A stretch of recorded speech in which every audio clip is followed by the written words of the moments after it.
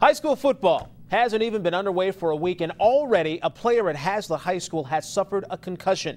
As Anthony Sabella reports, the coach is hoping to raise awareness about those types of injuries with hard-hitting schools starting sports right now.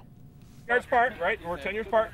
As a high school football coach for the last 23 years, Hazlet's Charlie Otlewski has seen his fair share of injuries. The most recent happened last week in a game against East Lansing. He didn't recognize, where he was at, his mother or father. It turns out his player had suffered a concussion, an easily identifiable one at that. But other times, Otlewski says they're not as easy to spot. On one hand, you get kids that are pretty good about talking to you, and we could tell just by their behavior, issues and changes. Then we've got some kids that are a challenge because, they know if they tell you that they're coming out. One junior varsity player says that's the case for a lot of athletes. There's a lot of people that just they don't know if they have it, or they know they have it, but they don't want to get taken out for a few weeks, so they'll just keep going. That's why Otlewski and Hazlet Athletic Director Darren Ferguson teamed up with the Origami Brain Injury Rehabilitation Center Tuesday for a press conference about concussion awareness, not just in football, but in other sports like lacrosse and soccer as well. With the fall sports kicking off here in the next week or so, we thought it was important to get the word out to parents and coaches about some things to watch for while athletes are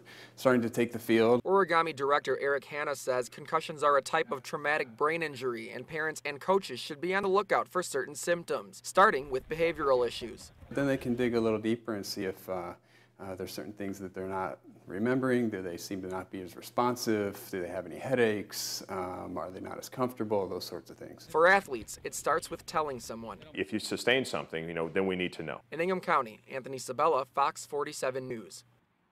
If a student at Hazlet is suspected of having a concussion, they are immediately sent to their primary care physician. That's the school's policy.